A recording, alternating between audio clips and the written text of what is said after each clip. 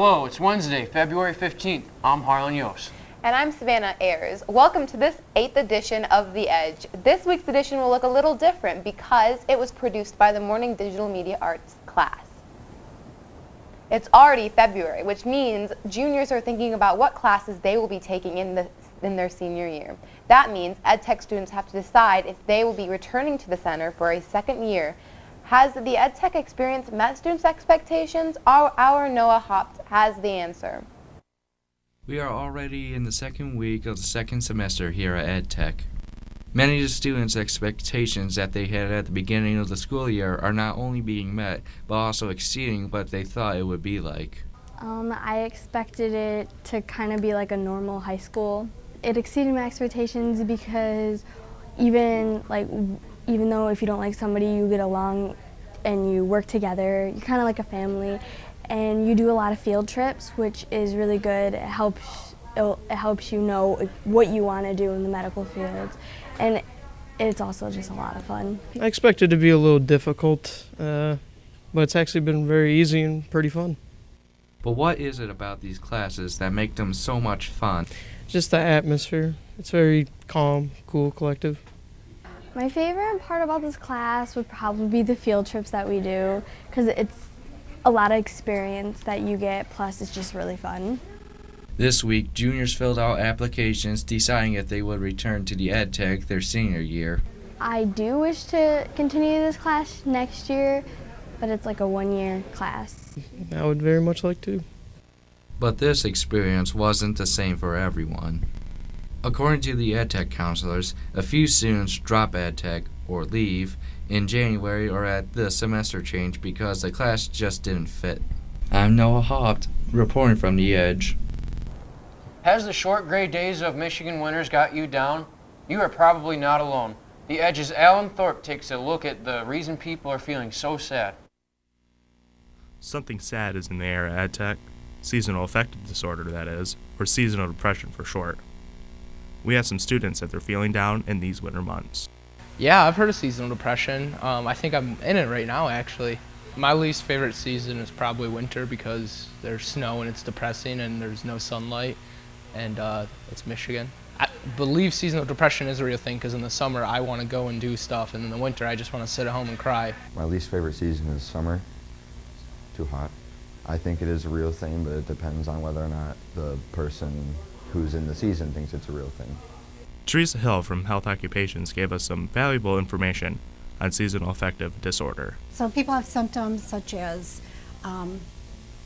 lack of sleep, eating changes, which can cause into weight gain. They can feel like worthlessness. Sometimes it can become so severe that they have suicidal thoughts. If you're feeling down and you just can't shake the winter blues, check with your doctor because it might be seasonal affective disorder. Stay warm out there. I'm Alan Thorpe, reporting for The Edge.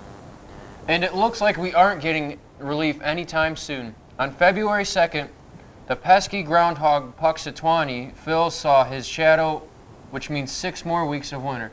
Wah, wah, wah. The National Technical Honor Society at EdTech grew its ranks on February 8th. 23 new members were inducted during a formal ceremony in the evening. The students were recognized in front of a crowd of parents and staff members. NTHS is a service organization that recognizes students' hard work in the classroom. Students must have a grade point of 3.25 or better and be recommended by their EdTech teachers. But the focus of the club isn't just grades. This program is about helping people and being part of an organization. We do a lot of things where we gather stuff for certain groups, like the veterans thing, and last year we did stuff for people who, for women who were domestically abused. This year, the group is working with a veterans home in Grand Rapids. They are collecting donations through February 24th. If you get an alert on your phone, do you have to check it? Whether you're in class, out with friends, or even asleep. Some people can't resist the temptation. According to a 2013 study, teenagers spend 11 hours a day looking at some kind of electronic device. The director of neuroscience at UCLA says there is an addictive effect to electronics. Experts call devices electronic cocaine or digital heroin. Studies show that using technology raises dopamine levels in your brain. These are the transmitters that make you feel good. But do EdTech students believe they have a problem when it comes to this screen addiction?